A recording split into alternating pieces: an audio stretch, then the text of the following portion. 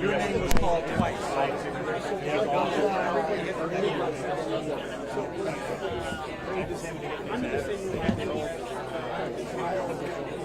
I do too. I got boxes of here to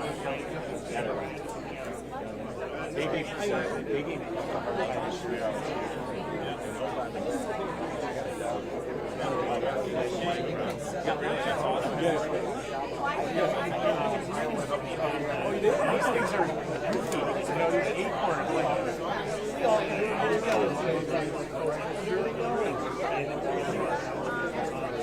oh, yeah.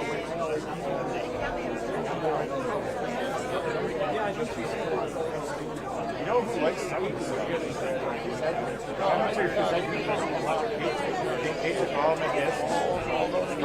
The acorns, I was like, you want these? Kids are just going to chuck it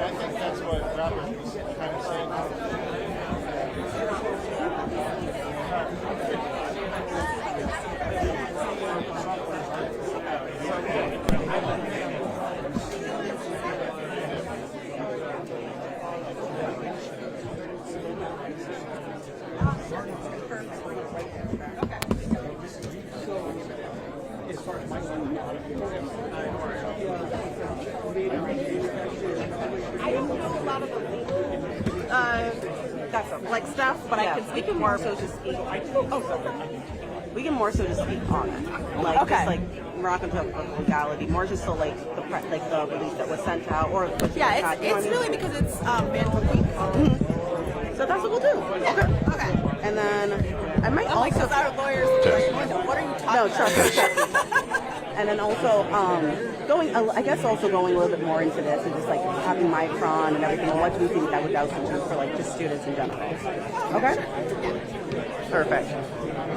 It's going to be a really easy, quick, we're going to get this going so you can start focusing on, and we can actually both start focusing on what we're here for too. Okay, go on, Laura. Okay, perfect. First question, easiest thing. I'm just going to have you say spell out your first and last name and also tell me your job title. Melinda Person, MELINDA, PERSON, and I am president of New York State Union of Teachers, otherwise known as NYSUD. Perfect. I want to go right into it and talk a little bit more. Excuse me for looking at my phone. This release that you guys sent out about NYSUD taking action on Clyde Savannah litigations during banned book week. I just want to ask you a little bit the synopsis of that release and why it was sent out. So this week we celebrate Banned Book Week in this country, and it is important, particularly this year, because as we look back on the course of the last couple of years, there's been a huge uptick in the number of book bans proposed in school districts, public libraries, and college campuses across the country. And we are pushing back and defending our students' right to read and their right to access culturally relevant materials. I was going to say, just going into that, we've been seeing that again, like across the country. We can even go specifically into Florida as well, like how like they were trying to ban a lot of different books. And I guess just you and like the role that you're in now, the past roles that you've been in before, does that feel like it's like a violation just for like students itself?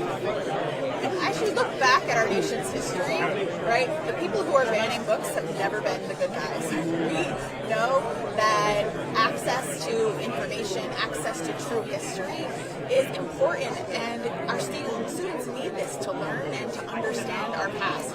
And so for us, this is about the freedom to read and the freedom to learn, and all of our students deserve that. 100%. Is there anything else you'd like to say to me further about this this topic before we go to our next topic?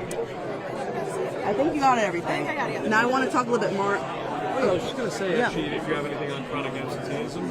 Oh, yeah. Covering that. You know what? Actually, yeah, we could go into that a little bit more. Do you have any questions? Or do you want? Yeah, I just think, particularly in the Syracuse City School District, it's come to light that there are hundreds of kids that are missing over 100 days of the school year every year. So from a teacher standpoint, on the union side, how have you guys potentially been working with districts to try to get more kids back in the classroom and get them to stay there? So there are a lot of different reasons for chronic absenteeism, but one of the main reasons are unmet health needs of our students. And so we support more community schools and any approach that helps to make sure that kids stay healthy and come to school ready to learn. Chronic absenteeism is also something that we need to address in terms of how, the types of programmings we're.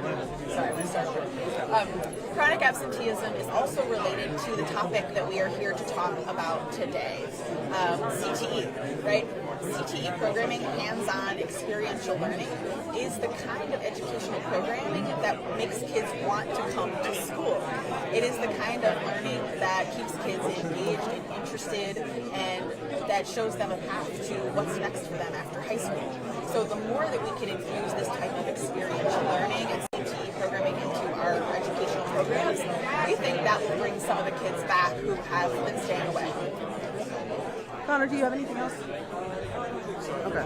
Thank you so much. No, I think that was a good point, even going into it. I don't think anyone has really thought about the correlation between the government, the state, and also CTE and chronic absenteeism and how that can all correlate with each other. It is a big problem with the uptick in the number of standardized tests that we have had in our schools is that some of the most interesting, joyful, experiential, hands-on learning has been sort of crowded out in the name of test prep.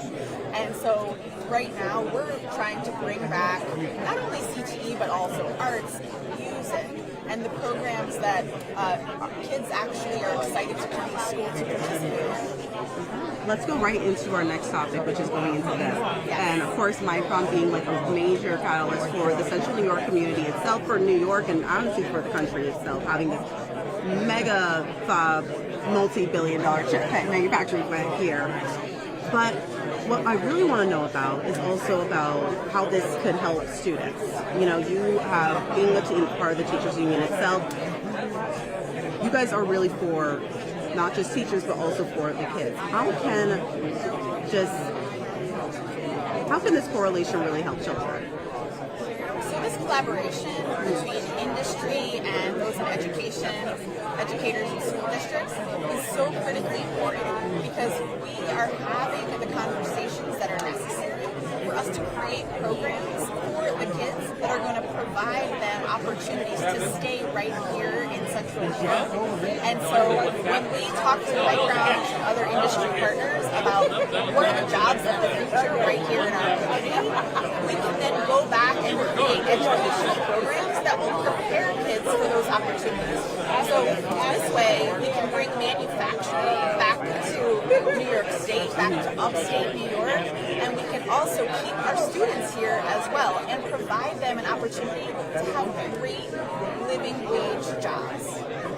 All right, Raimondo, those are all the questions I have for you. Thank you so much. You did great. Perfect. Thank you.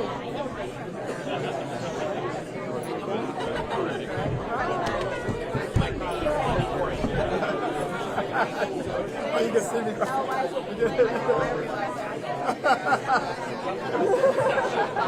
No. I'm just listening.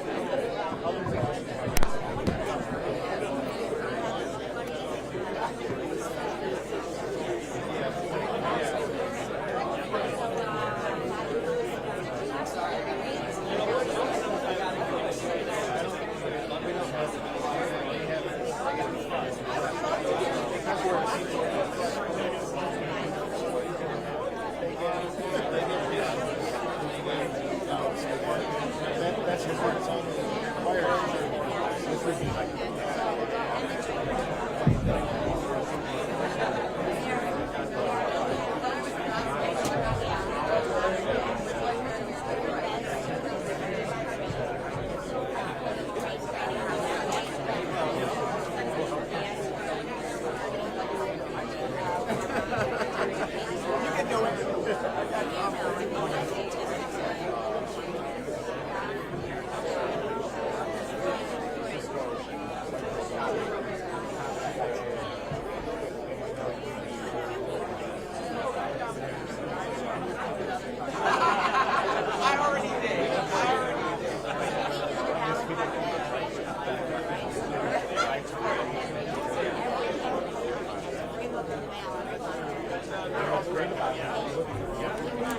Hey Tim, how you been? Good to see you. Good. Trying, man. I don't got any hair. You still got it, so. Still live in Syracuse? Liverpool? Yeah, man. Well, it's good to see you, man. Definitely. Yeah.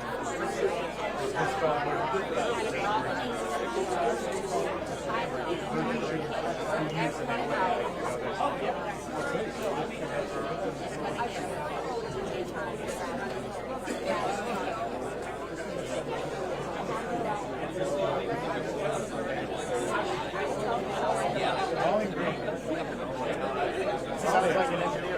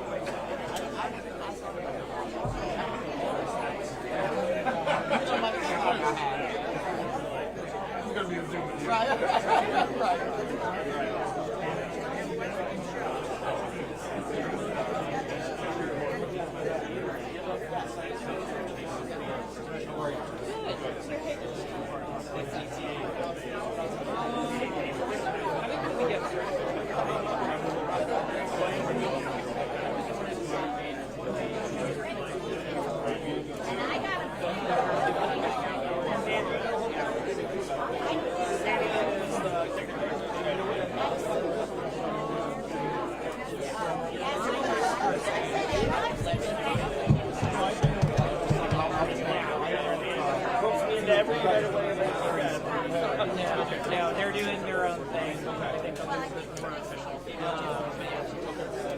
And then the secretary's available too. We are getting started a little late. She does have a flight to catch, so if this runs over, there's a chance we have to run to the airport.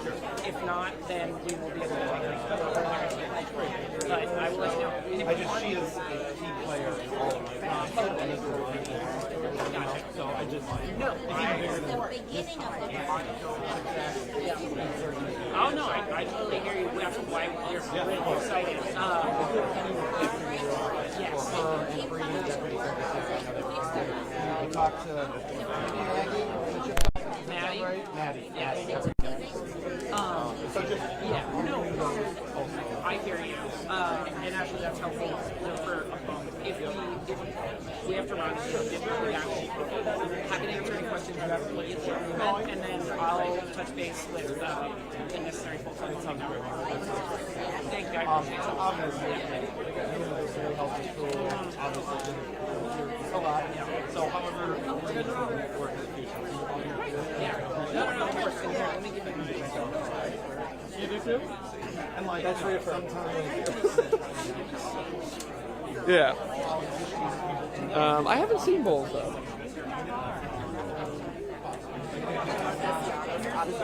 She's great. Yeah.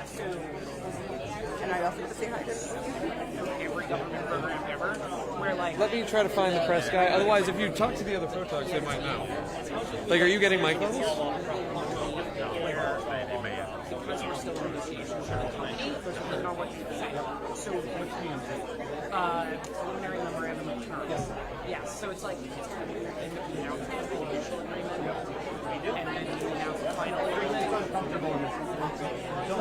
So our lawyers, we're negotiating with someone who can't like say if and when, and obviously it's a negotiation. If and when there's a final agreement, she can say more about the company and the contract and whatnot. Is what I would say like why we're not like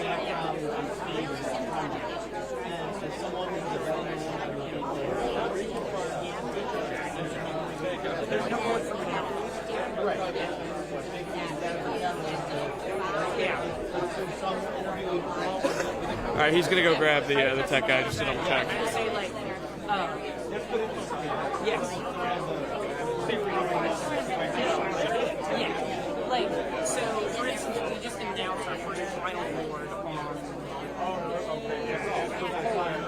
and she made like. In the press conference, talk a lot more about. Oh, yes. Yeah, I got you. Anyway, this is Jim. Jim can help you with the mobile. Oh, what you need, bud? I'm Connor. This is Craig. Hey, Craig. Just had a quick question. Is it plugged? Do we know line or mic?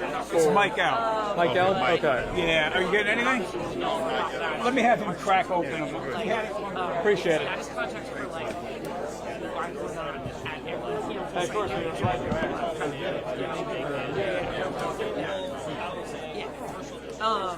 but yeah, no, I appreciate like the secretary's really excited to be here. We're excited for everything that looks like. Check 2, check 1, 2. Check. Check audio, check.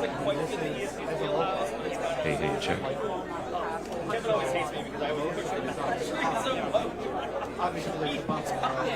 He called me, he's like, why is this on my let's talk about this. things like construction timeline. There are sections of this that are worth explaining to people, but yeah, 100%. there's not many things that are that fun. I agree.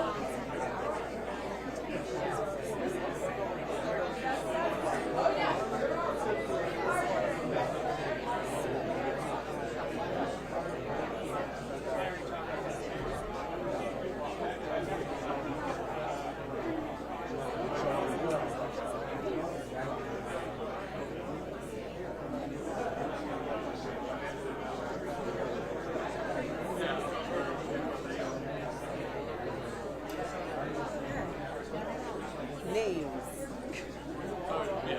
Just in case. There you go. Who else is up on the panel? Like, Well, the people that I honestly thought Alexis Williams from North Syracuse teacher. okay, I like that. Lucas Bosky. He's a That's shit, man. Good for him. Of course, April Arson. I know who the other Yeah. we can tell who those three are. Yes. Yeah. And this man, Ryan English. A Syracuse teacher. I hope he teaches English. Oh, in English. I wonder why, no, McMahon seems weird. Any way that we can is there any way we can maybe come in a little closer? Yeah, just a little bit closer. Thank you.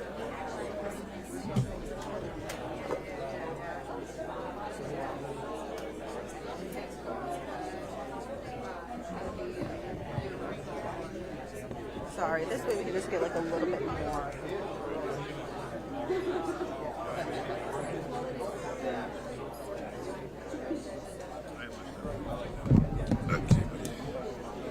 All right, here.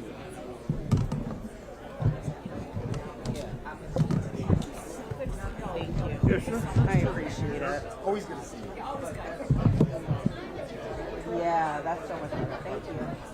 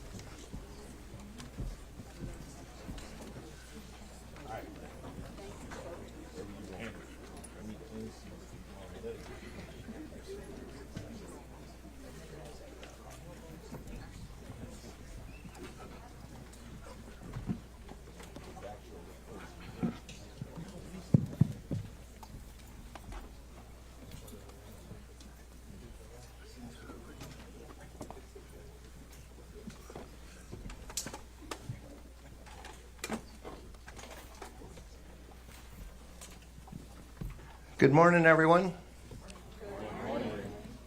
I am Michael Sheeto. I'm the interim superintendent of schools for the North Syracuse Central School District. And it's great to see representatives from so many different schools and school districts here today. On behalf of the North Syracuse Central School District, I want to welcome you to Cicero North Syracuse High School. It's an honor to have you all here today. And I want to extend a special welcome to our distinguished guests from local, state, and national government, including but not limited to the Secretary of Commerce, Gina Raimondo, and the Governor of New York State, Kathy Hochul, along with representatives from Micron, the American Federation of Teachers, and the New York State United Teachers Association. We are excited to host this important event right here in North Syracuse Central School District, the future home of Micron's semiconductor chip plant. The impacts of our growing partnership will come to life right here in these hallways and classrooms, along with classrooms throughout Central New York and New York State over the next several years. This meeting reflects the strength of collaboration between education, industry, and government. Micron's decision to invest in our community, building a multi-billion-dollar facility within the district, is a transformative opportunity for students, families, and the greater Syracuse area.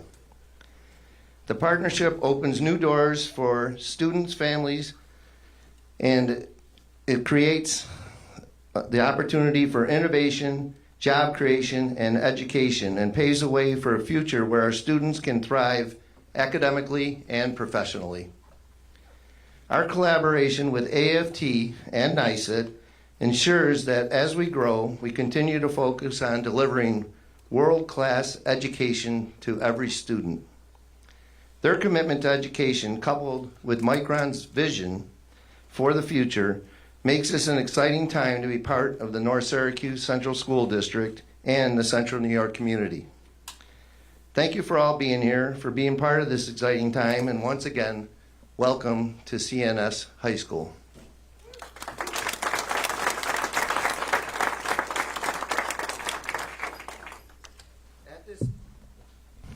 At this time, I am honored and proud to introduce the Secretary of Commerce, Gina Raimondo. She is focused on a simple but vital mission: make America more competitive by spurring good-paying jobs, empowering entrepreneurs to innovate and grow, and advancing our economic and national security.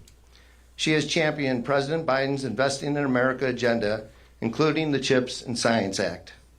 Secretary Raimondo has been called America's point woman on AI and was featured on 60 Minutes for her leadership on national security issues, including U.S. semiconductor chip production. Secretary Raimondo was formerly the 75th governor of Rhode Island and its first woman governor. As governor, she kickstarted the state's economy and made record investments in infrastructure, education, and job training by focusing on creating economic opportunities and good-paying jobs for all Rhode Islanders. We would like to emphatically thank the Secretary for her influence and support in bringing the Micron semiconductor chip facility into our community and the greater Central New York community. Please welcome Secretary Gina Raimondo. Thank you. Thank you, thank you, thank you. Good morning, everybody. I have to say, I am so thrilled to be here. This is incredibly exciting. I was a former governor, so when I saw on my schedule that I got to be in a local public school with teachers and principal and superintendent, it reminded me of being governor, a job I loved because I just love being in the community and actually meeting the people who you serve and who you work with. I have a lot of thank yous myself. First and foremost, I have to thank the woman to my left, Randy Weingarten, incredible leader of the AFT. This entire initiative, Randy and I have known each other for a very long time. We worked together when I was governor. But this is awesome. She came to me years ago and said, I have an idea. Will you work with me? I think if you're going to be creating all these CHIPS jobs, we can work with the public school system, training teachers to train students to get those jobs. And I said, sounds good to me. And then she got to work with her local, all of the people who are here. Thank you, the New York local, the teachers here, the schools, and we're doing it. We're doing it. It's amazing. And we're going to do it here, and we're going to expand. We're putting almost $2 million into the initiative to expand also to Minnesota and Michigan. And I hope, and then from there, right? Let's go all over the country where you guys are, because these kids deserve a chance. I met with Lucas this morning. The kid's amazing. Micron's lucky to have him. If Micron hires him, you will be lucky to have him. And what he told me was, I want to learn hands-on, right? I want to learn in a hands-on way that's relevant, that will lead to an actual job in my community. And so that's what we're doing here. We're creating the CHIPS jobs, and they will go to students who can learn in a hands-on way the skills that directly lead to a job. That's what this is about. Of course, I want to thank Micron. Incredible. The governor just said that Micron's investment here is the biggest private sector investment ever in the history of our country. It's going to be phenomenal. Under President Biden's leadership, there's more manufacturing happening now, building, than at any time in this country's history since World War II. We believe in making things in America, and we believe in educating Americans to get those jobs. And I also want to thank your great governor.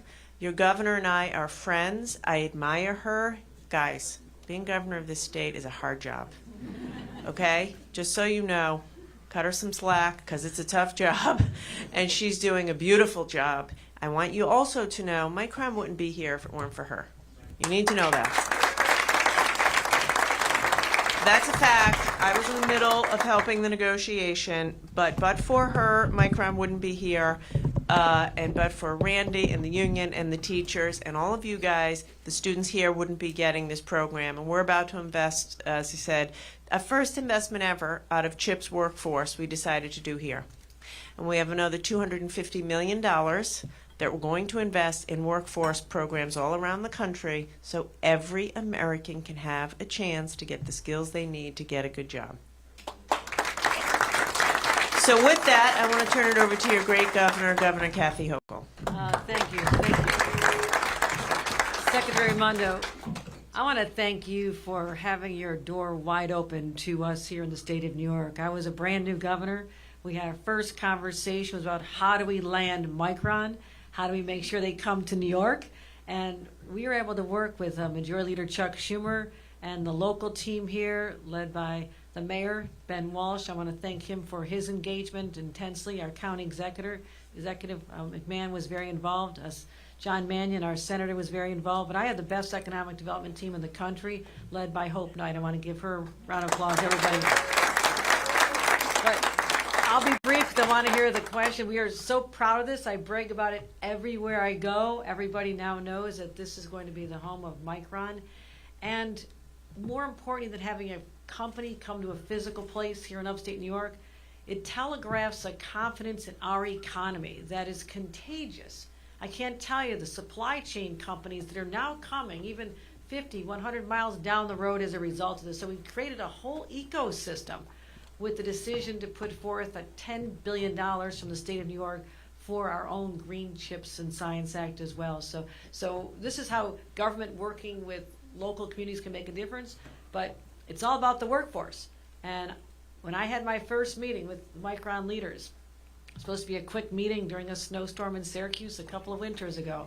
It ended up April, right? It went on for hours because I wouldn't let him leave until Sanjay said yes. But he made me promise I would get him the workforce he needed. And of course, I said, no problem. We're going to do it. This is New York. And today is about that.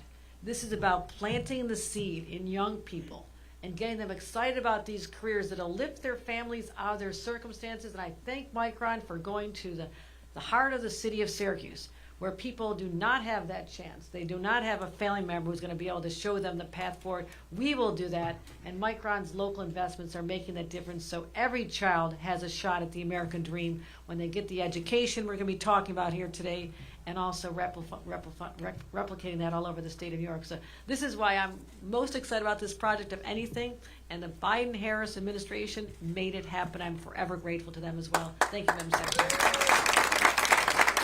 Thank you. Thank you, Governor. Next, I'd like to turn it over to the woman who kicked this all off and came to me, the head of the AFT, Randy Weingarten. Thank you. I'm going to do this and just do this and put that there. This is who teachers are. We're like, okay, if that doesn't work, let's do it this way. So I want to, I have a lot of people to thank too, and I'm going to do that in the context of a couple of things I'm going to say. When you are a teacher leader from a union, you don't get the benefit of the doubt. You have to fight for a lot of things to happen. And so when the Secretary of Commerce, when I said to the Secretary of Commerce, I have an idea, it's probably crazy, but I have an idea, and the Secretary of Commerce listens, asks a lot of questions, but listens, and then starts saying, okay, prove it, but let's see what we can do.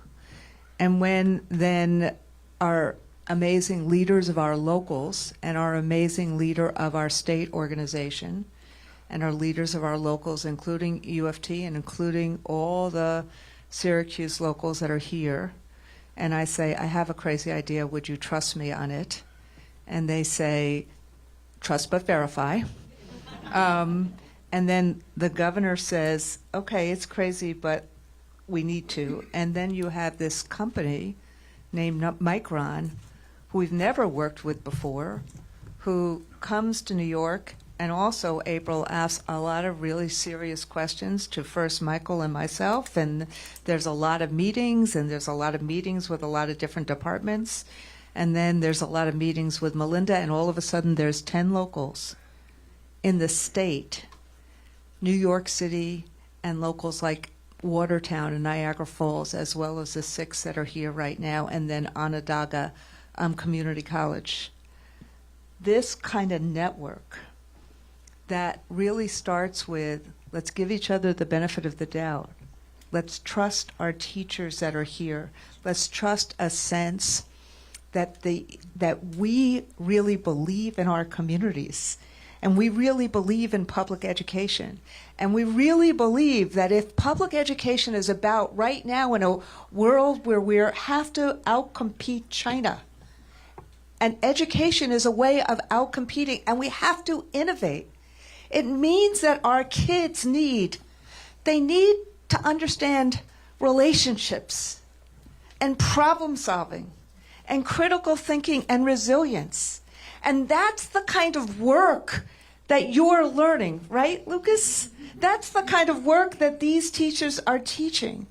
But it's this group of people, the governor, Micron, the Commerce Secretary, Chuck Schumer, who said, we trust you if you have this idea, so that we try to start visioning how to help our communities from middle school and high school on to align with the jobs of today and tomorrow, so our kids can make the choices, starting from high school, on the pathways that they want. Not just for college prep, as important as that is, but for all of this. So I just have tremendous gratitude that we could take an idea, create the design, make it real, and now getting a grant to bring it not only to New York, the Empire State Governor, but to Michigan and to Minnesota. Thank you.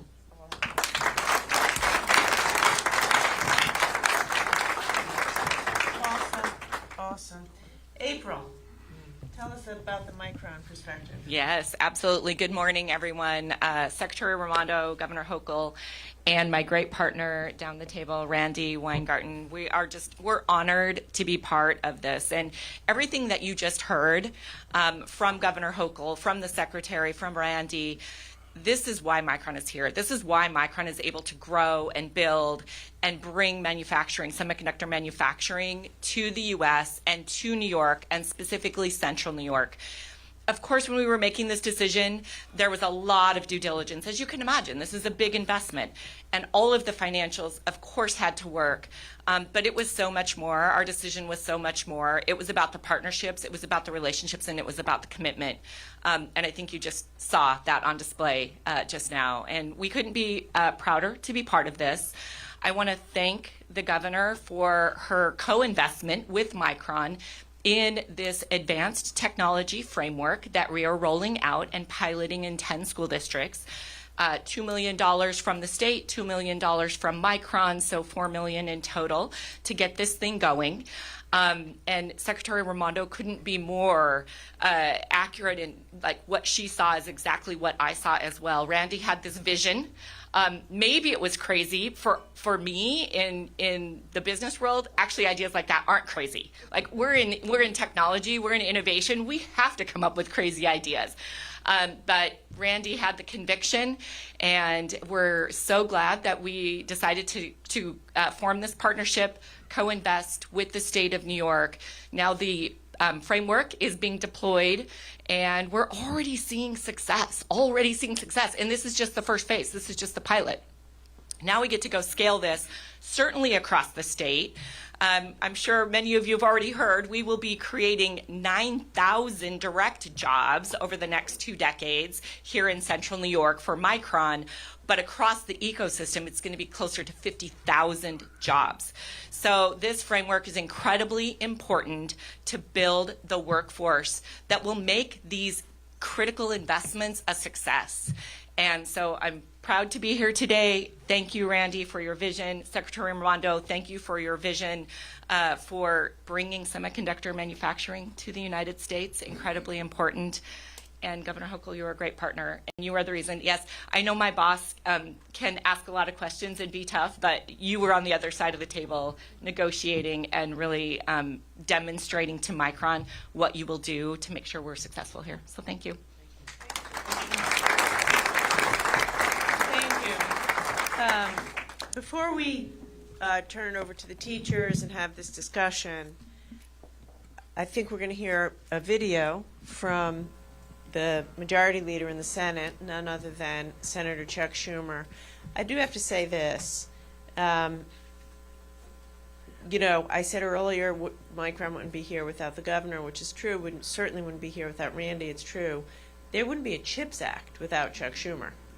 The whole thing rests upon having the $52 billion CHIPS Act, which is really it's the first piece of huge industrial strategy this country has done in decades. And anyone who knows the senator knows, like when he decides he's going to get something done, to deliver for New York, he does it. He does not rest until it happens. So he can't be here today. Obviously, he's working in the Senate, but to me, he's been an amazing colleague, but you should know it happened because of his just sheer will to get it over the finish line, to deliver for the people of Syracuse and all of New York. So with that, if somebody could please play the video. Hi, everyone. It's Senator Chuck Schumer, and welcome to Syracuse, the heart of America's manufacturing resurgence. I've recognized upstate New York's potential for a long time, and I want to thank a few people helping breathe new life into the region. Secretary Raimondo, who along with President Biden and Vice President Harris has been a tremendous visionary for rebuilding American manufacturing and a true partner in making New York a major center of that effort. Governor Hochul, who I've worked with closely every step of the way to make Micron's historic investment happen here in upstate New York. Sanjay Mehrotra, Manish Bhatia, and April Arslan for their commitment to Micron's investment in Central New York. My friend Randy Weingarten and the AFT for their efforts pioneering with Micron to build the workforce of the future. And Ryan McMahon, Ben Walsh, Rob Simpson, and the many other state and local officials who've been there from the start. When I was writing the CHIPS and Science bill, I had Syracuse and upstate New York at the top of my mind. And after years of hard work to get the bill passed, the benefits for our region have been undeniable. CHIPS and Science is the reason Micron is investing in a new $100 billion megafab project in Clay. It's the reason the Buffalo, Rochester, Syracuse region received a $40 million Tech Hub Award, including funding for workforce training. And finally, it's the reason that we're beginning to build out the workforce of the future, starting in the classroom. One of my goals when writing CHIPS and Science was to finally put an end to the days of our children and grandchildren leaving the community because there were no jobs. To accomplish that, we need a workforce that can outcompete the rest of the world. So I made sure that CHIPS and Science included major investments in workforce training to train people today to fill the jobs of tomorrow. And thanks to the important partnerships like this one between Micron and the AFT, upstate New York has become a workforce hub for America's manufacturing renaissance. The partnership is putting in place a curriculum to prepare our students for the thousands of jobs Micron will be creating. This is a model for the nation. I commend Micron for working with labor, signing one of the largest project labor agreements ever, and partnering with the AFT for this workforce training initiative. You have my word to continue working to deliver the federal investment necessary to make these workforce initiatives a success. Thanks again. Great. Thank you. Okay. Great. Now we get to hear from the teachers who are on the ground. 5 minutes away. I had asked the governor how far away the Micron facility was from this school. It's 5 minutes away. It's incredible. I have to say, this is one of my favorite trips. I travel all over the world. I'm from Providence, Rhode Island. It's not that different than Syracuse. Providence was once like, you see huge, beautiful, grand hotels, just like Syracuse. You see it's struggled because of deindustrialization. And now we're bringing it back, right? That's what this is really all about. Like Randy said, it allows America to compete in the world. So for me, this is like very emotional and an awesome, awesome opportunity to be with you. But I want to start with the teachers. We'll start with Ms. Williams, who I got to speak with this morning, and then you can turn it over to your colleagues. 2 questions for you. One is, how did you get prepared to teach the students? Because that's a key piece of the puzzle. And then how are you connecting what the students learn to what they will actually do when they get a job at Micron or another facility? Hi everybody, my name is Alexis Williams. Should I take this off? Here, how about this? Oh, perfect. Adapt and overcome. All right.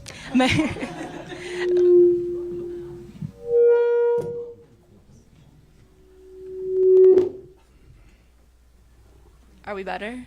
Is it still on? Oh, okay. All right. Hi, everybody. My name is Alexis Williams. I'm a technology education teacher here at Cicero North Syracuse High School. And I did a few things to prepare for implementing the framework. I kind of first started off working with the CHIP camp. I did CHIP camp with the Micron people for the last 2 years. They offered it in the school district. I then transitioned into, I did the volunteer work with Girls Going Tech, which was awesome, phenomenal, highly recommend. After we did Girls Going Tech, they came and they offered us the opportunity to actually visit the plant in Manassas, which really helped frame everything that I needed to know. You have to really see it with your own 2 eyes to understand the scale of what we're talking about. And it wasn't until I went there to see that everything else started falling into place, and then I could kind of conceptualize what needed to be done. After we went on the trip, then they offered us the summer PD working on the advanced framework, which was phenomenal because for the first time in my career, and I've been teaching for 7 years, not like a huge time, but I got a little time under my belt. For the first time in my career, I was able to work with other technology educators that are not in the building or the district that I'm working with, who are going through the exact same thing that I was working on. And literally up until this very morning, I've had people now from all the way from Niagara Falls to our neighbors next to us in Liverpool down to New York City who are contacting myself. What are you doing with your kids? What's the curriculum that you're working on? What's working well? What's not working well? that was the game changer for me, and that kind of put the fire underneath me to say, all right, here's the framework that I got. How can I make this possible for my students? So it's kind of, I guess, how I prepared to implement it. Once I got through the implementation, I started writing some curriculum. I'm doing one of the first pilot classes. Lucas is a part of my pilot class. Yes, he deserves it. Phenomenal. And one thing that I'm really focusing on out of the framework, and I learned this through the PD, and it all really started to connect together, was we really learn by doing. What did John Dewey say, the great pillar of American educational philosophy? We learn by doing. So once I allowed my students to experiment working with their hands, everything else kind of started to fall together into place. And you do that two ways. We're going to focus on design thinking, and then you also should be focusing on hands-on experiential learning. Once they're getting the experience and they're doing open-ended problem solving, they're going to acquire every skill that they need to be successful in any outlet that they choose. Now, ideally, I'm the technology teacher, so like, would I love for you all to be technologists and engineers? Absolutely, that would warm my heart. But that's going to benefit you. If you could be a police officer, you could be a teacher, you could be an EMT worker. You're going to have to work with design thinking and working with your hands. When you teach somebody how to think, you teach someone how to learn. When you learn how to learn, everything else flows much, much, much more easily. And that is, I have my framework with me. That is the best part about the framework. I want to like yell this to you guys, okay? This framework, it exemplifies working with your hands, which is what our kids need to be doing to get the skills to be moving forward exponentially. Technology is evolving at an exponential rate. Teach them how to think. Everything else is going to fall into place. And the PD really helped me kind of put that together. So I would advocate, if there's any school district, any teacher out there that's going to be working with the framework, bring them to Manassas. Let them see the concept of what we're talking about, but then let them sit together, because we're all qualified professionals. Teachers are qualified professionals. I can't invest in him until someone invests in me. So. You're unbelievable. Ryan, you're next. Thank you for taking the extra time, by the way, summers Mike's and not on. such, to get to learn the skills. Like you just said, it was a summer program. Thank you. Brian. Hello? Oh, I'm loud enough, the mic won't matter. So my name is Brian English. I'm from the Syracuse City School District. I'm a technology teacher in my end of my second decade actually doing this job. First, I'd like to thank all of the other teachers that are here. They're doing a phenomenal job, and the panel here. I appreciate being a part of this.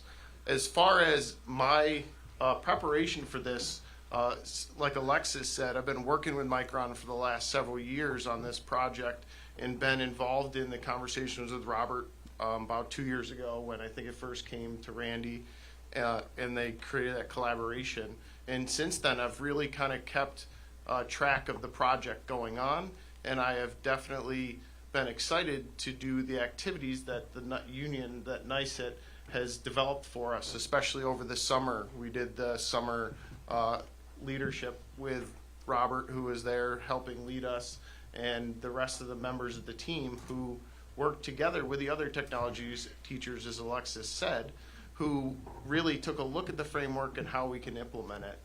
For me, my goal is to do the same thing that I've been doing for 2 decades in education, is get the kids on, hands-on, learning so that they understand. Because if they can see it and they can understand it, it's going to be much easier for them to then think about being interested in and going to move forward for careers in engineering or microelectronics, right? That's the key, right? Is the kids got to get this stuff in their hands to see it. And I'm really excited about that, and I'm really excited about seeing that happen in the classroom. And I'm just looking forward to a good year and hoping that the kids get really amped about it as I am, and the long history I've had of, doing that hands-on work with the students. Thank you.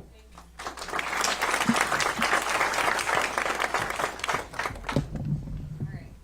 Third time's the charm, I think. Pretty good. Hi, so my name is Sarah Loudon. I'm a technology teacher at Watertown High School. So we're about an hour or so north, a little bit if you're going towards Canada. This is my 6th year teaching. I love what I do, genuinely. Obviously, as a teacher, you get into it for the money and fame, clearly. But I love working with these kids every day. We have amazing kids, especially some of these that are coming up in this generation. So as far as preparing, we did all go to that professional development, which was great. Going to the facility in Manassas was amazing because you kind of get a picture in your mind almost when you read a book and you're like, okay, I think I've got a grasp on this, and then you get there and you go, whoa, okay. There's a lot to unpackage here, but being able to see it and see the passion for American jobs and seeing the variety of jobs, right? Because at the end of the day, this facility, we're not just talking these engineering and microtechnology jobs, which are important. We're talking everything from human services to transport and all of these things that could impact our large groups of students. For me, I'm really excited to be able to give some of my teaching a why. So obviously we have a why. You go to school, you want to graduate. It's really, it's important. It's kind of a hallmark of entering your adulthood. But for a lot of students, they say, well, maybe my parents didn't graduate. We're doing okay, or they're not going to school, and they're doing okay. I'm excited to give them a why of when you go to school now, you're potentially getting ready for a career, and a good career. You can take care of yourself. You can take care of your family. Right? So giving that little bit of a why to our education is really exciting for me. So I really like to focus on these hands-on skills and even these personal skills, because that's really important. At the end of the day, you can be the smartest person in the room, but if people don't like working with you, I don't know how far you're going to get. So being able to implement this into my classroom, going to this professional development, working with other tech teachers has been amazing, because good teaching is kind of like kindness, that it's contagious, right? If you get teachers in a group, if you get a group of teachers in a room, you're probably not going to get a word in edgewise, okay? Because they're going to be talking, oh my gosh, you did, oh, I did this, oh, this reminds me. We love to shop talk, and that's this professional development was learning what this job's going to be and entail, but it's also building this network of teachers that can communicate and make each other better too. So that was a big part of prep for me.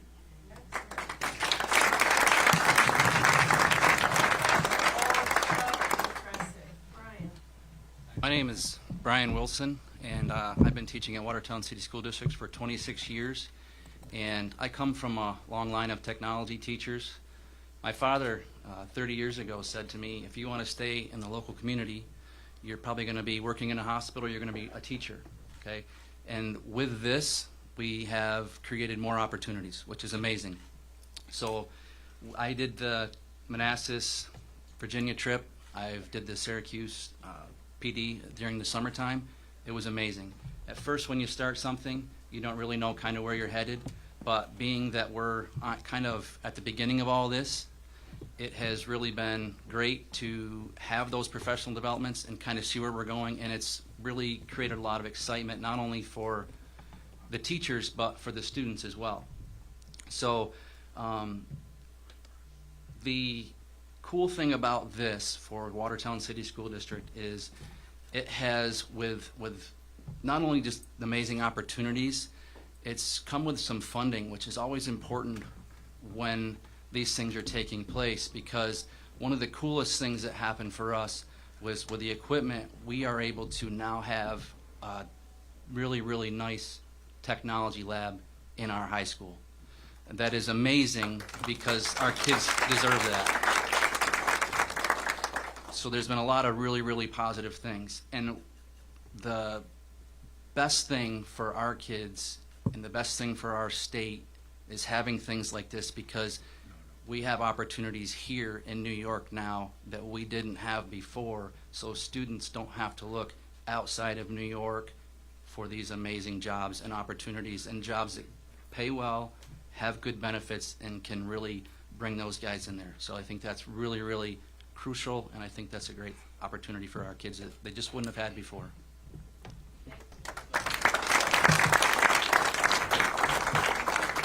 You shouldn't have to leave home to get a job, right? This is home for people, and if they want to stay here, you ought to be able to stay where you're from and get a great job. April, I'm going to turn it over to you. Yeah, absolutely. People often ask why Micron is investing in things like this. And I think for those of you who are starting to get to know Micron, you are starting to realize and see evidence that Micron considers people strategy as a business strategy. It's not just something extra. Investing in workforce, our existing workforce, our future workforce, our communities where our workforce lives, is part of our business strategy. We spend billions of dollars in construction, in purchasing the equipment that produces our memory chips, in R&D to make sure that we are competitive and we've got leading edge technology. All of those investments, incredibly important, but none of them actually deliver return for our company if we don't have the appropriate people investments. So for us, investing in our future workforce just makes business sense. It delivers a return on all the rest of the investments. And for the scale of the workforce that we are going to need in this region, we're going to have to activate all of our options, all of our resources, all of our school districts and teachers, and partnering with all of the unions to make sure that we can together collectively bring this to life. And that's exactly what we are doing today. In terms of what we're trying to achieve and how we go do that with students specifically, you heard a couple of references to Chip Camp and Girls Going Tech, and thank you, Alexis, for volunteering to help us support those. We require a lot of teachers to pull those things off. We do go direct to students, but we know we just can't reach every student, but educators can. And teachers can. So the more we invest in our teachers to give them this framework, to give them the tools, to give them the lab, they're the ones who are really going to do the work in inspiring students to pursue STEM, to give them the skills and the capabilities so that they can be competitive for these jobs and they're prepared to enter these jobs, whether they want to start the moment they graduate, if they want to start in an apprenticeship program, or if they want to go on to community college or for university or go into the military. And then when they return, they can go through a transition program that we've developed and they can join Micron. Lots of pathways, lots of options. But it starts with the educators, and they're the ones who are going to help make this happen. So we are grateful for the partnership. We know this is going to create the workforce that we need at the scale that we need, and it's going to create opportunities for everyone in every corner of Central New York and across the state. The number is big. We've got a lot of jobs to fill, and we want to make sure everyone has access to these jobs. So thank you again. A lot of work to do, of course, but these investments are going to pay off for all of us in technology, in semiconductor, and in Central New York.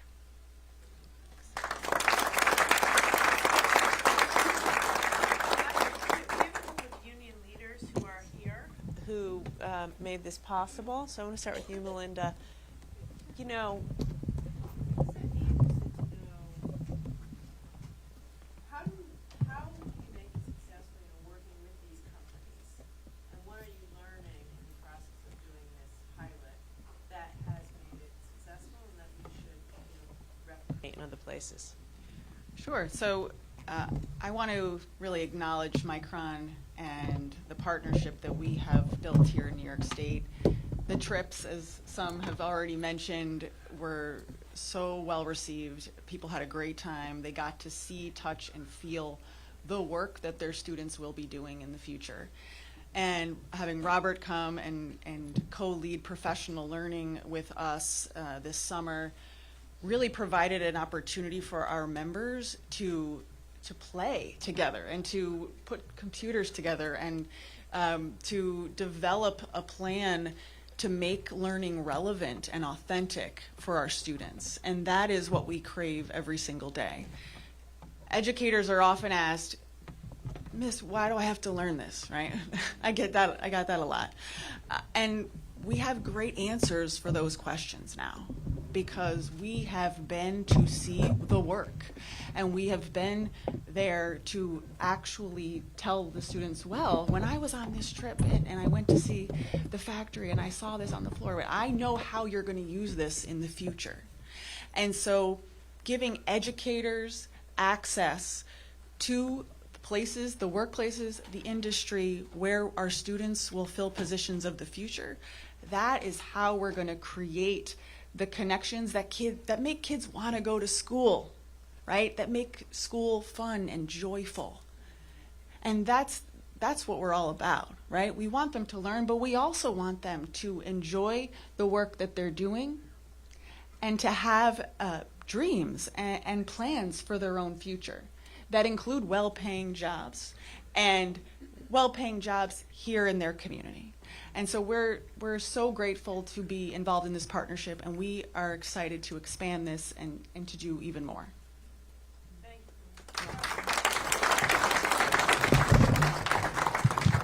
Yeah, I think for me, as someone who started my career as a teacher, I have enjoyed seeing the excitement in teachers, and then seeing Lucas here reminds me of the excitement of young people who participate in STEM programs, and I think that I'm just thrilled.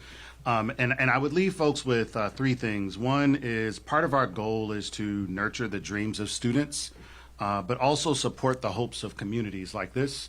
And then the last thing is that some of the most passionate and long-winded people, like myself, are teachers, because we have a lot to say. But I also think that the solutions for some of the greatest problems in our democracy sit with teachers. And so I want to publicly thank the educators for taking the journey, and have certainly enjoyed working with all of you and learning from all of you, and look forward to all of the next steps. Would also want to encourage people to look at the Educator Hub that we launched at Micron. It's an opportunity to scale our work for people who can't participate in this, and looking forward to some of the next steps. And the thing that Governor, it's not very public because it's something that we did because it's the right thing to do, is that we supported students in the 10 districts to attend Syracuse University for summer college so that they could take the first semiconductor course at Syracuse University this summer. And it was an amazing success. So just thank you for your support as well.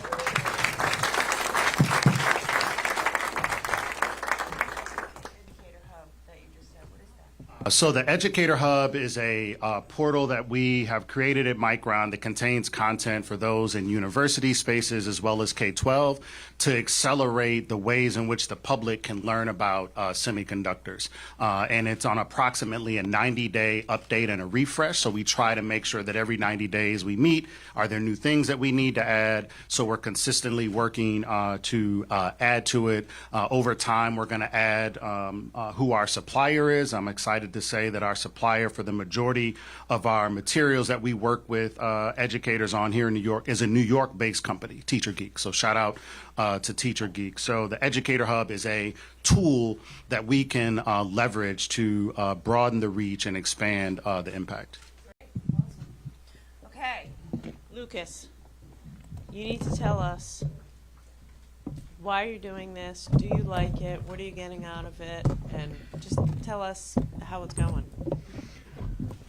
Hello. Let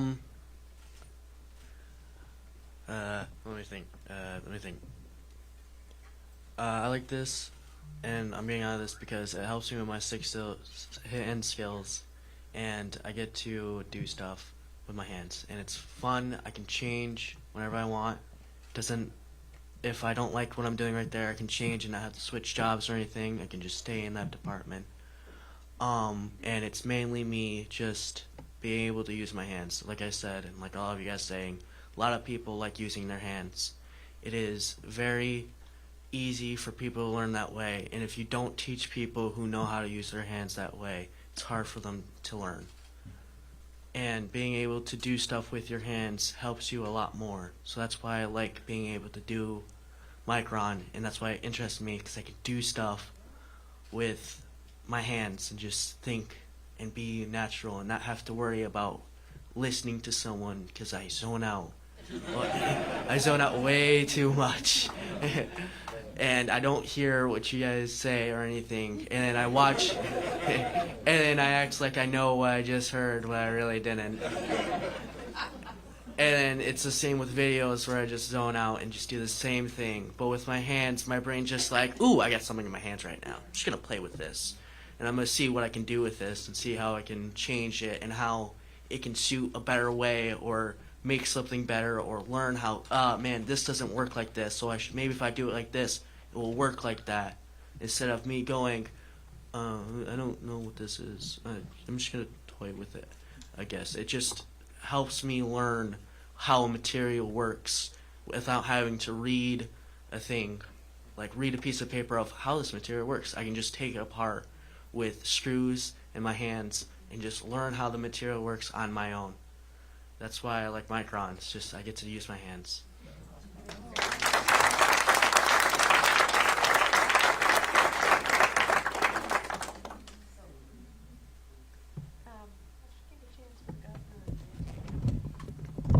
No, the more I listen, I'm just my jaw is about to drop. When we landed Micron, I never could have anticipated the ripple effect that it has through our education system. And these skills, and I know Micron wants to hire every one of your students, and they should. But to me, this feels like a model for just a template for every school to be teaching students to be able to embrace the new technologies that probably don't even exist right now. And so I hope that we can continue this, and I'm so grateful for Randy and Melinda for stepping up, and Mike Mulgrew, who really believes in this. I just want to ask a quick question of Micron. If you had to identify 2 or 3 skills that you think are the most important that students learn right now that'll be benefiting them as your future workers, what would you identify, and do you feel like we're on a path to be teaching them? Yeah. I'll have Robert talk about the skills that we're teaching today, but I'll say a couple of things, and you said a very important word, skills today. The skills that we're teaching today likely are going to be outdated in 3 to 5 years. So what is incredibly important, and teachers are so good at helping students understand to stay relevant, they have to keep learning. So ongoing learning, problem solving, curiosity, those are actually so foundational, because we can teach you mechatronics and robotics and all of those things today, but in the future, when you finally get into the workforce, chances are a lot of that is going to be outdated, and you have to be able to adapt. But what Robert and the teachers are doing is helping prepare those students for exactly that. So, Robert, do you want to talk a little bit about that? Yeah, I think I would frame it as 3 C's: creativity, consistency, and collaboration. Those are 3 things that we try to bring forward to young people in our work, things that we try to reinforce with our time in educators, but also the time that we spend in communities and with families, because I also want to make sure that we take a holistic approach to our work, where we've done work with families as well. And so I think those are the 3 things that I hope folks would walk away with as we think about how we can support young people, but also how we can work on this together as educators. And as Brian mentioned, we've been at this for a while. And so I think those 3 C's are critical to what we need to see in the work in schools, but also will translate into the workforce. So, Randy, the governor said something that, we should expand this, and I agree. So how do we do that? What do we have to do to expand this throughout New York and actually throughout the country? So let me just add to what Robert said about the 3 C's. I would add 3 more C's, which is critical thinking, caring, which you're hearing all the adults that you heard on this panel deeply care about what happens to Lucas and also what happens to this community. That's another C. And I would also say communication is really important. Because the and Alexis said it in a different way than I did about part of what we're doing is teaching kids how to think. But in this era of things changing so quickly, and an era of AI, problem solving and critical thinking become key, because the skills are going to change a lot, and the skill and acquisition is going to change a lot. I'd actually add another C, which you just said, which is confidence. So this is like the SAT words of the day. But in thinking about it that way, as Robert just did as well, it's like thinking about a systems approach and values. And so one of the things Alexis and Brian also said is that we put together is that trip to Manassas. It was really important, and we tried to get everybody to go at the same time.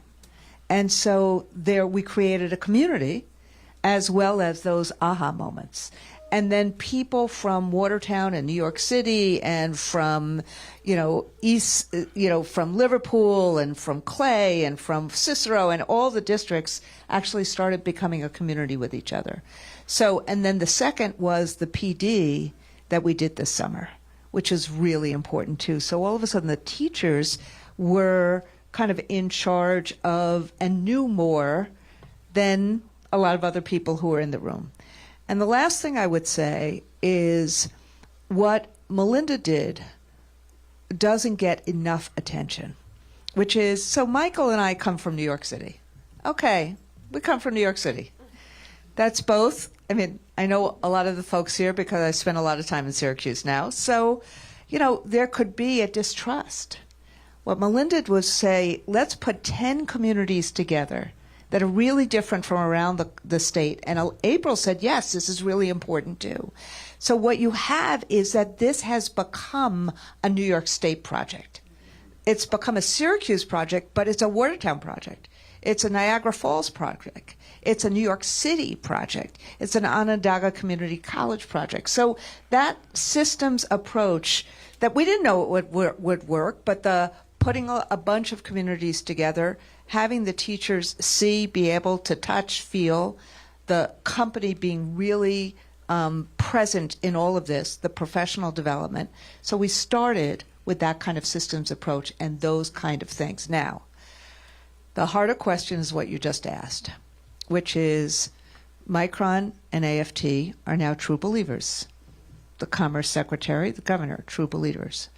What do we do with the other semiconductor companies? So one of the things by moving into Michigan, which is, we hope, where Micron is also moving into, that starts creating a whole nother community. Polar, Minnesota, a whole nother community. Then what I would actually argue is that we don't just do this with advanced manufacturing. We do this with a healthcare pathway. We do this with a pre-apprenticeship trades pathway. And we start thinking about junior high school and high school as the different kinds of pathways so that teachers and kids can, with their hands and their minds, dream, experiential learning, rethinking what we do in high school, because 60% of kids in America don't go to college right now. How do we align, and Madam Secretary, you are really critical in all this, how do we align the jobs of today and tomorrow with the workforce and the communities and the public schools that we have dotted in every single one of those communities? So thinking about advanced manufacturing as a pipeline, thinking about healthcare as a pipeline, thinking about all these other things. I'll say one last thing. Both Michael Mulgrew and I started in CTE schools. We fought to keep CTE schools. He and I, that's how he and I met each other. He fought to keep Grady open. I fought to keep Clara Barton open. We fought to keep SHOP. We fought to be able for kids to work with their hands. So I was an AP Gov teacher in a CTE school. We understand how experiential learning is really important. Thank you. Yeah, I didn't know that, Randy. So that's so interesting. What she just mentioned a company called Polar. For those of you who don't know, 2 days ago, we at the Commerce Department made an announcement that we're giving $123 million of CHIPS money to a company called Polar, which makes power chips for airplanes and cars, and the company's in Minnesota. So they're going to double, with our money, they're going to double in size. And we have to figure out how to do this in Minnesota with Polar. So it'd be great if Micron could help us educate Polar. I don't know. The governor of Minnesota is busy at the moment, but what? A lot of room here in New York. So we'll figure that out later. But we need you guys, everyone. I should be a teacher. I'm giving homework. We got to help these folks in Minnesota to do exactly this, because the thing that I've learned, I did a lot of this as governor. You need the company. You really have to start with the jobs. You have to get the commitment from the company to do the hiring. I mean, I don't know, Lucas. How would you be? How do I ask this with not putting you on the spot? But like, you must be interested to take this because you're going to get a job at Micron. Would you be as interested if Micron weren't here? Yeah, I would. If Micron wasn't here, I would feel like that I wouldn't really need to do it because I would have to go farther away to be able to do it where I want to stay in New York City because it's my home. It's where everyone lives. It's where I know. Well, and I have to go for unfamiliar territory. I would feel like that I would not work at Micron anymore because it's harder. Well, it would be hard for me to get a job there because I would have to travel states and the schools wouldn't be teaching me how to do stuff in Micron anymore. So. Yeah. So that's the key. And so if we wanted to do this with, say, healthcare, we would have to begin with healthcare companies, hospitals, et cetera, who step up to the plate and say, we're going to help you with the curriculum and we're going to hire the people. Your point on... And we're doing that with the Bloomberg Foundation. We've done it. So we're doing that. Bloomberg Foundation has done about 12 pilots, of which we, AFT, are in the midst of 4 of those 12 pilots. We've done it in Washington, D.C. We've done it in New York City. We've done it in Boston. But it is, frankly, the same model that we've learned in what we've done with Micron and with you. That's interesting. You mentioned that someone called me America's point person on AI or the government's point person on AI. So we're going to be building a lot of AI data centers in this country. Take a guess. I was surprised. I met with all the big companies the other day, Microsoft, Google, Amazon. They're building these huge data centers all over the country. And I'm sure you'll try to get one or some. We have our own. I'll tell you about that if you want. We have Empire AI, which was an initiative in our state budget last year. New York State is in the process right now of building the largest supercomputer for AI. It'll be outside of the private sector. So we are democratizing AI. It's a $400 million investment being constructed at the University of Buffalo. And universities and our SUNY system and our city schools have all bought into this, so our teachers and researchers, and we can get federal grants, are going to democratize AI and put it in the hands of the public sector, because right now all those companies are building it for their own use. So we're the only state in the nation doing this, and we're doing it right now. It's underway. As usual, she's a step ahead. But what I was going to say is, guess what the most jobs that these AI companies will create? The thing that they need tens of thousands of. Electricians. Is any students here? Any high school students? Go be an electrician. I'm not kidding. Electricians and pipe fitters. I'm thinking of this because, Randy, you just said pre-apprenticeship with the trades. Yeah. So I was talking to the CEO of Microsoft, and they are kind of stressed, or not stressed, but anxious that this country needs tens of thousands of electricians because these data centers are complicated. The electrical work isn't simple. The cooling systems for all of these chips and such.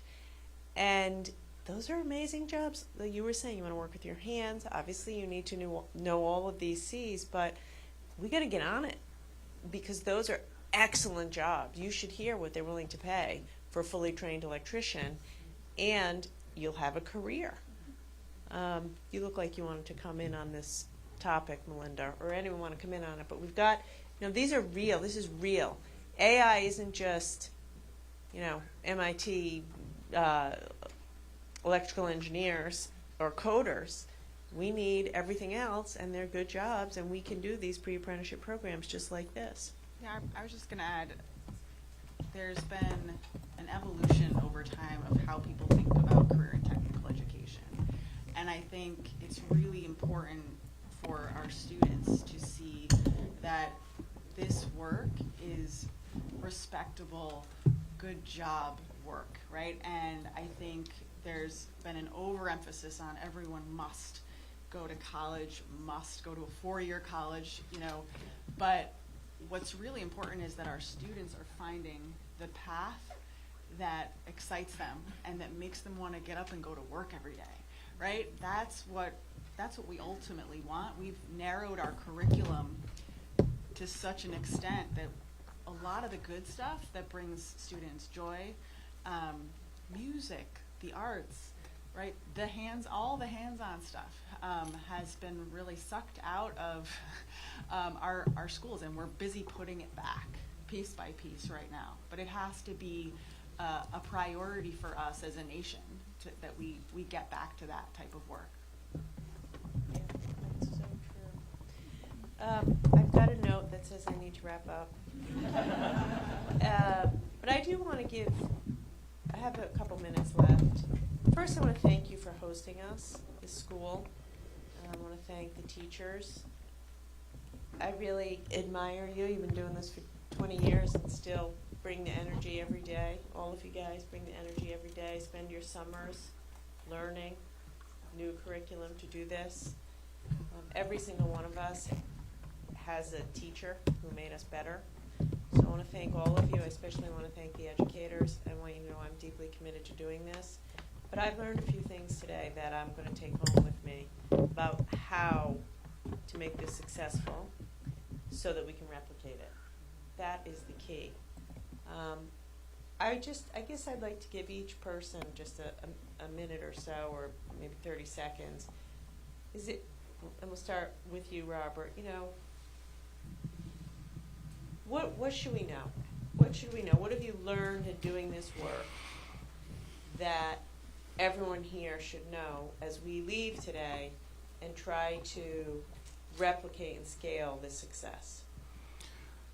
I'm reminded that we all need to continue to support teachers in this work, whether it's volunteering in their classroom, whether it's giving money to support like the projects that they may have, the innovations. And the last thing is we need to make sure that we answer when Lucas calls.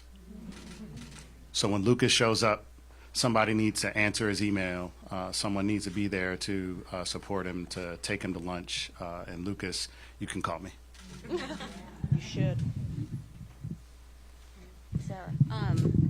So I think for me the biggest takeaway, but also thing I'm most passionate about with this, is really focusing on community and being local, right? So Watertown's not a big city; it's relatively small. We lose a ton of our younger population to moving away to bigger cities or out of state because they can't find this good work, right?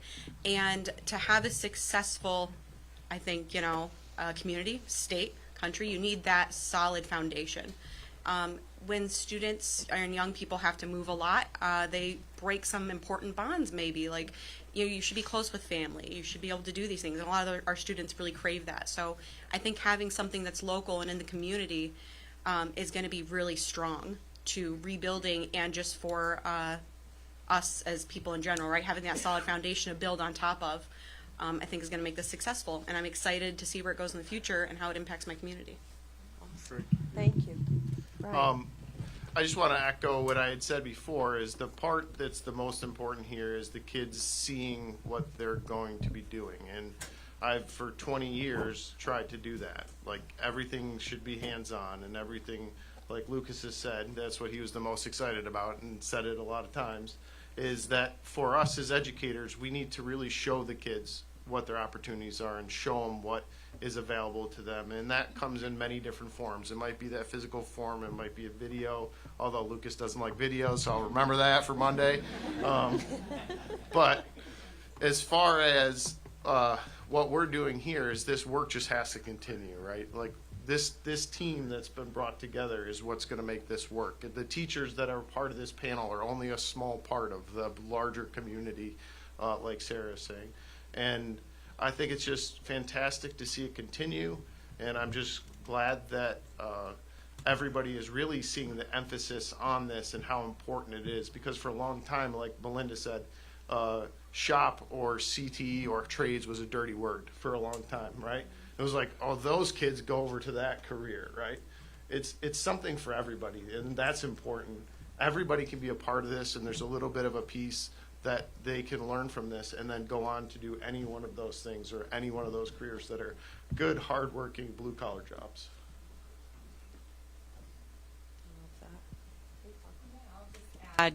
Over the last 18 months, I think the biggest learning for me is the importance of partnerships.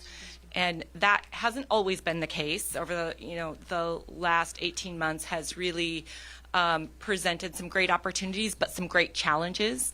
And continuing to, in the private sector, continuing to work and think the way we have isn't going to be a recipe for success in the future.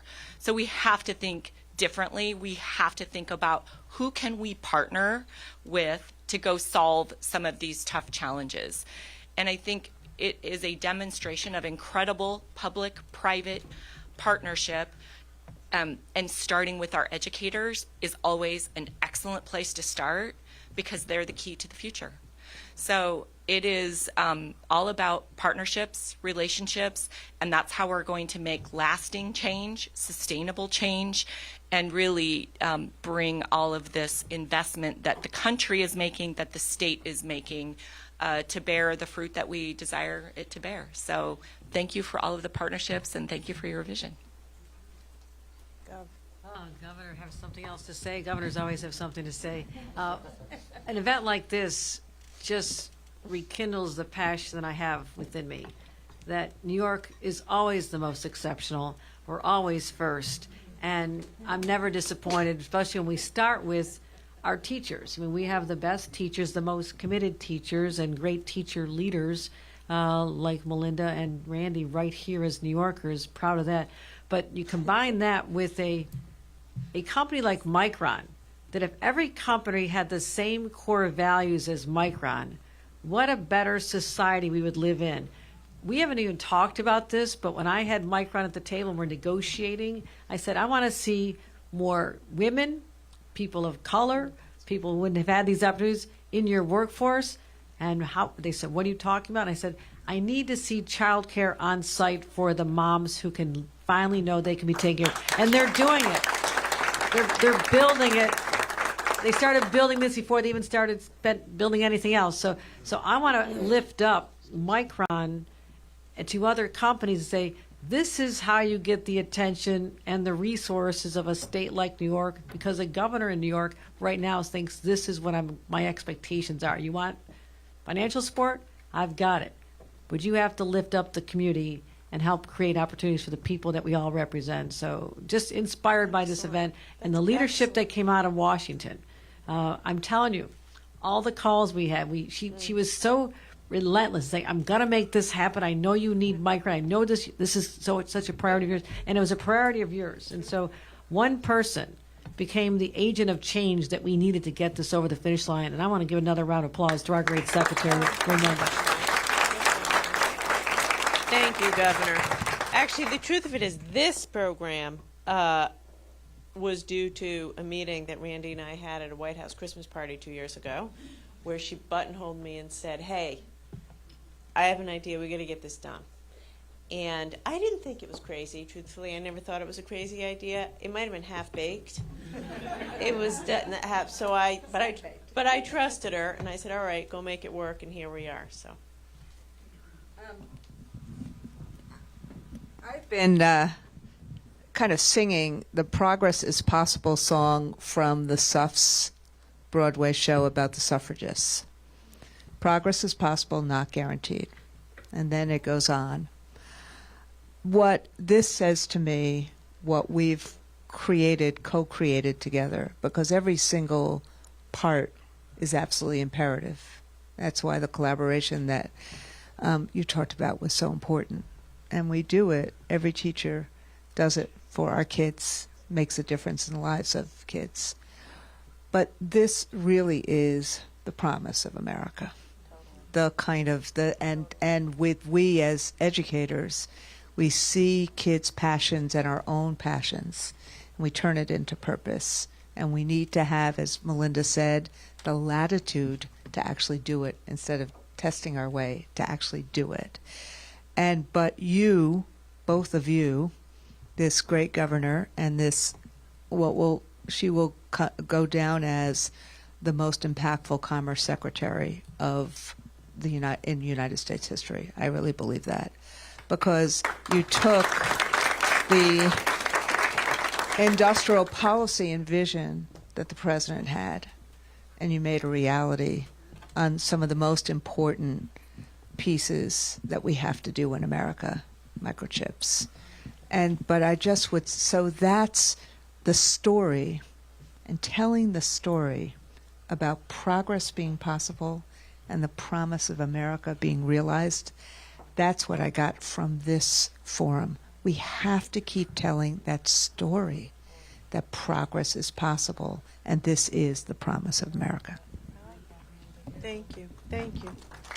Alexis. I'm scared to move this. Okay. So a lot of this reminds me of something I tell all of my students when they walk through my door. It doesn't matter what grade they're in. And I tell them, when those toes touch through this doorway, we're done playing school, because we can't afford to compartmentalize our learning anymore. It's not about checking a box. We're here to prepare for something that you're going to use later on in your life. And I think this really exemplifies to them that I'm not lying. I'm not a liar. This is the truth. You're going to use all of these things to become an adaptable learner. And that's how we level the playing field. I really think the framework does a great job at making sure there's equitable access for everybody to reap the benefits of what we're talking about.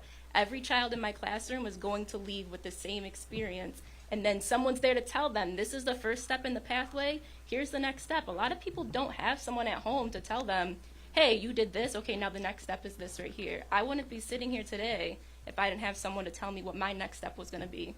So I think that Micron has done a really good job at allowing me to show them that it's equal access for literally everybody can do this. Everyone can achieve the same goal. But you got to stop playing school. We're not checking boxes anymore. We're learning the skills to give you the skills you need to go to college, get an apprenticeship. You do all of these things, you can go buy a car, you can buy your first computer, then you can apply for more jobs, and then that will take you everywhere that you want to go in life. So that's what I'll leave you with.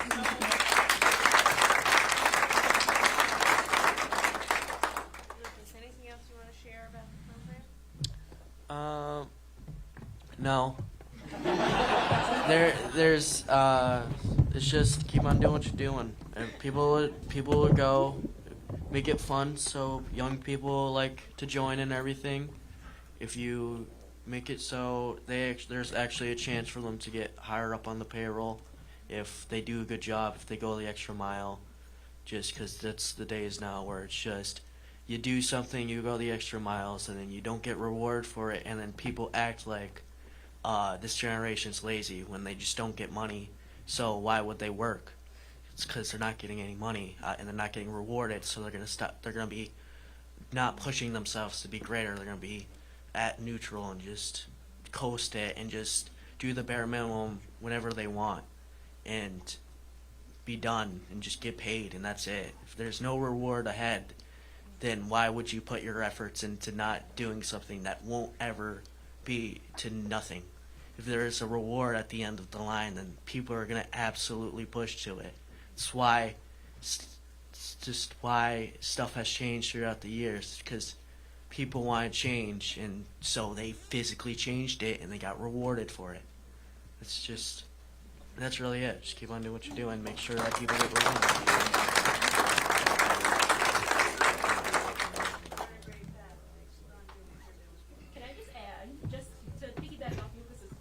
Since I have to force you all to listen to me, I'm going to put in my shameless plug, all right?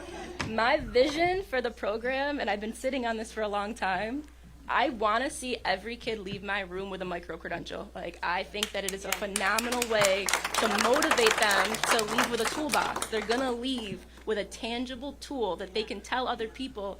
I know for a fact that I know how to read the multimeter. I know for a fact that I know Ohm's Law. I know Kirchhoff's Law. I passed these tests. Here's what I can do for you. Now what can you do for me? It's going to motivate them. They're going to leave with something. Unbelievable. Unbelievable. Melinda. I think my closing thought is really just looking around at the educators in the room and on this panel, and I'm reminded of the great things that are happening in our public schools across New York State. And every day I am inspired by our members' work and by their commitment. And I know that we will all be better off if we listen to our teachers, listen to the educators. They know best what is best not only for our students, but for our communities. Well said, Melinda. Brian, you get the last word. Okay, the finale here. I get to be the last after all these amazing things, but this is ultimately the reason why we're in school. Right? We're creating these pathways. We're giving these kids opportunities, and like I said, in 26 years, I've never seen an opportunity like this, and it's amazing to see that we're not just going with Micron. You're looking at other things for all the people, because not everybody's going to fit in this pathway, but the kids that are, like Lucas, I think it's just going to make really, really great opportunities for them. And one of the cool things is like when Robert was talking when we were in Manassas, we always kind of ask the questions, you know, what are these kids looking like? Because they're always going to talk about salaries, we're going to talk about that.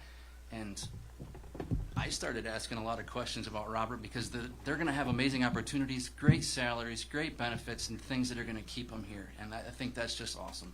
I think that's just awesome and great opportunities for these kids, and that's why we're here.